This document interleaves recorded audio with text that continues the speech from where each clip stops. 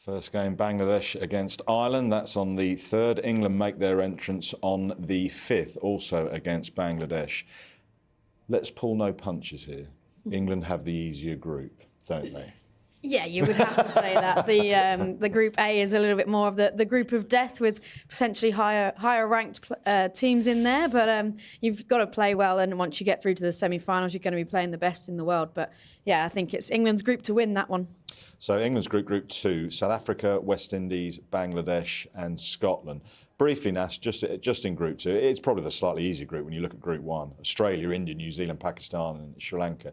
Who will challenge, would you say, England in Group 2? I wouldn't take Scotland lightly, by the way. Scotland have done well in their warm-up games, so that, and obviously for obvious reasons, that is a massive game for them. South Africa were the side in the World Cup semi-final. Us three were out there on the boundary in Cape Town. They knocked England out, and India lost to Australia in the other semi-final. So I see the top 4 still being the 4 sides that made it through to that semi-final. Now, conditions are going to be different from South Africa, where it was last time. It was supposed to be Bangladesh, but because of the political unrest there, they've moved it to the UAE.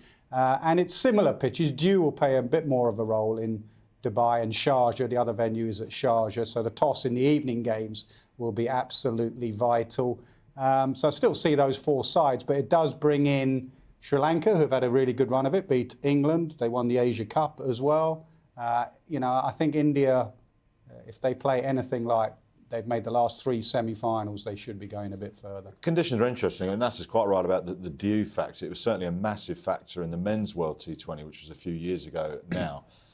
But 2 venues, all those games, as we were discussing about an hour or so ago, they might have to reuse some pitches. Yeah, as they go on. They probably will, and I think there's actually back-to-back games on a day. So, 2 T20s on the same wicket. I think we'll start to see some wear and tear, and spinners will start to play more and more of a factor, particularly in those kind of knockout games.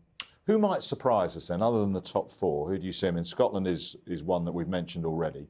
Who else could surprise us, would you say? I actually think this World Cup will be the most exciting in terms of upsets. I think there's a lot of teams come a long way. I think Pakistan will challenge in Group A and beat anyone on their day. Same with Sri Lanka. They're not overly reliant on Chamari Atapatu anymore. A lot of batters are stepping up. And yeah, I honestly think Scotland will upset someone in that Group B. But I agree with Nas. The same top 4 will get through, but there'll certainly be a lot more change lower down. Pakistan have tried to, and Tammy and England tried to do this quite a while ago under John Lewis. When John Lewis came on board, they said, we're going to go really hard, power play, a little bit like we're talking about the men's side. He came across from the men's side, and they've gone very hard. It's become second nature to them now, with the likes of Danny Wyatt and Capsey and everyone going hard in the power play.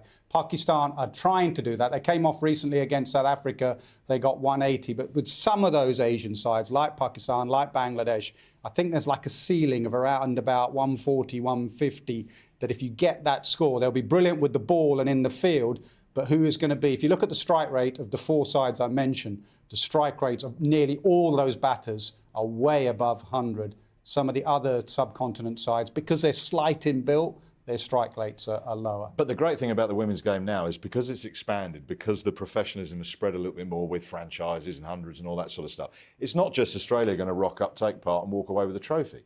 No, absolutely not. I think, well, talking about Scotland, I feel like we're bigging them up big time, but a lot of them are playing in the regional structure here. They're professional cricketers full time, and it's the same all across the world now. So there is definitely a better standard. You'll see some young players come in that we've never heard of, or maybe saw in the 19s World Cup last year, that will actually be stars in this tournament. And actually on Australia, I think they're a team in a bit of transition. They've lost Meg Lanning from the last World Cup. There's a few other new faces in the team. They've obviously got a lot of depth. We've seen the youngsters of Phoebe Litchfield, Annabelle Sutherland in the 100 over here, but actually I'm not sure they're playing their best T20 cricket, and it's a great time for someone else to step up at that World Cup and really challenge them.